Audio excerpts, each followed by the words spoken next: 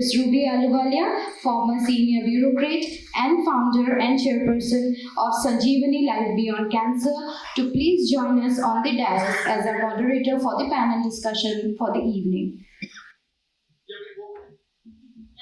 So the idea was with me for a very long time, and this year when I really thought that we should do it, I initially thought of Bombay because I had the resources there, I know people there, and it is so much easier for me. But then I thought, now I live in Goa. Goa is home. Goa is also that place where cancer is increasing at one of the highest rates in the country.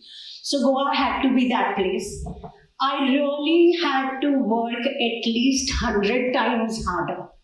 But today, looking at all of you here, where each seat has a person here, really makes my life. And I'm so very grateful to each one of you who has taken out time and is here. So thank you so much for that. The way we would handle the next 3 panel discussions, which are here, we would have the first panel discussion on the challenges of cancer, which will be addressed by the eminent doctors who are traveled from all over the country. Ladies and gentlemen, it's my privilege to introduce our esteemed panelists who will lead us in our first discussion today addressing cancer challenges. These visionary leaders have dedicated their lives to the pursuit of excellence in cancer care, tirelessly working towards advancement in research, treatment, and patient care. So taking this further, please join me in welcoming Dr. Gopinath KS, a Padma Shri recipient and founder of HCG Hospital, Bangalore, and the director of RL Jalapa Institute of Oncology, TMK Kolar, whose unwavering commitment to compassionate care has touched the lives of countless patients. Dr. Gopinath, your empathy and expertise have been a guiding light for many on their cancer journey. We welcome you, sir.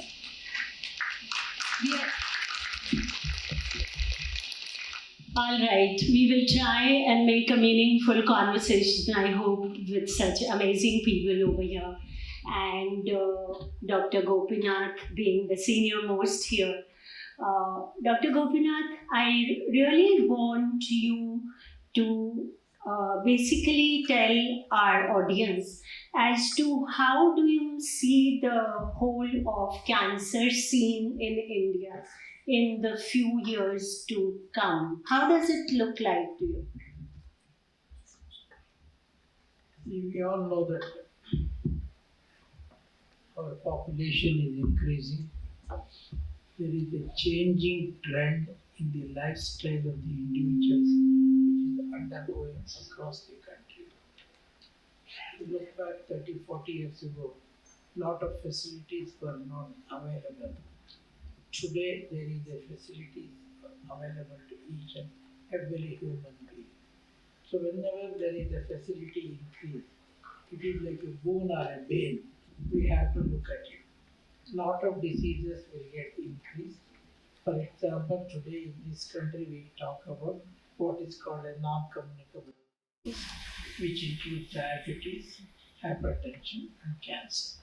These are the 3 important parameters.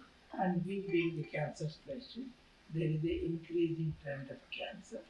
Recently, there is a global scan data which has clearly shown, especially from the various cancer registry data available in India, breast cancer is still going to be number 1 in all the metropolitan areas. And in the rural areas, we know the cervical cancer followed by even breast cancer. There is an increasing trend. All these things due to various reasons. As I told you, a lot of things are applicable and people's lifestyle is changing. So we may see more number of diseases and we have to get prepared for that. Not only how to treat them and give them the quality of life. As a specialist, we have to look at it, how can we prevent these diseases and see that we don't want more cancer hospitals to come up in future years to treat the patients. I'm sure But such an interesting point you raised that in the rural areas it is the cancer of the cervix, and in the urban areas it will be breast cancer. What do you think basically goes into this? I can understand in the rural areas hygiene is a problem for women, so probably one. When we look at the various, there are various risk factors available to us, which has been time immemorial known to all of us. Ji. Because of the risk factors, increase in the risk factors are increased. Ji. That could be one of the reasons why we see the increasing trend of cancer. And also younger years less than the Western population, what we are seeing. We all know that the accessibility to various forms of the lifestyle is available very easily in all the metropolitan cities. So that could be one of the reasons why we are seeing the diseases more and more. So very clearly said that all these facilities that we have, we can either use them as blessings in our lives or we can abuse ourselves with them to an extent that something like cancer happens. So very well said. Thank you so much, Dr.